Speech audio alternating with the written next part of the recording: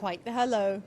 The American president, the new Mrs. Johnson, the Prime Minister hosting this new quartet. No handshakes the era doesn't allow. A historic bump. But a historic bump, the First Lady's description. After a stroll on this exclusive Cornish beach, the preamble before the politics. Are you pleased to be here, Mr. President? I'm very pleased to be here. They may have roles scripted by their country's shared histories, but this pair seem determined to be friends. Well, it's a great pleasure, Mr. President, to welcome you to Cornwall. I told the Prime Minister we have something in common. We both married way above our station.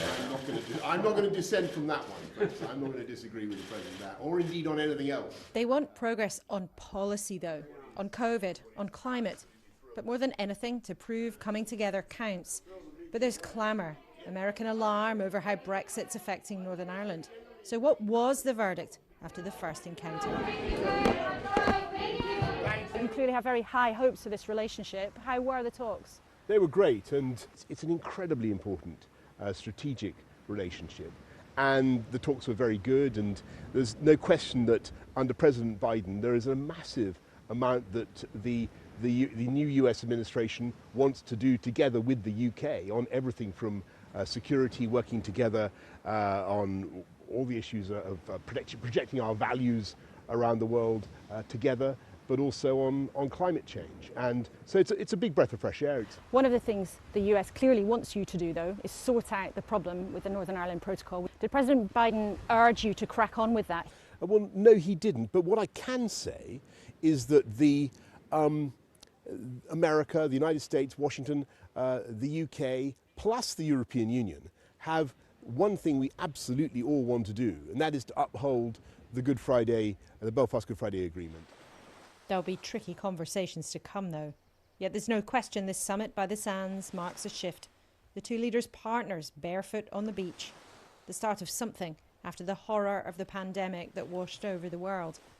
A new American leader more interested in partnership than provocation. Willing to lavish praise not just on our two countries' shared past, but to lay hope for what lies ahead.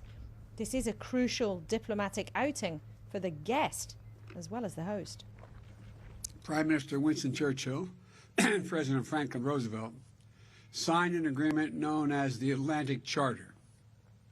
It was a statement of first principles, a promise that the United Kingdom and the United States would meet the challenges of their age and they would meet it together. Today, we build on that commitment. We discharged and discussed a broad range of issues on which the United Kingdom and the United States are working in very close cooperation. We affirmed the special relationship, as is not said lightly, the special relationship between our people. The Prime Minister even wants a new and improved phrase to describe that friendship. But today's diplomatic outing gives a firm foundation for an important week.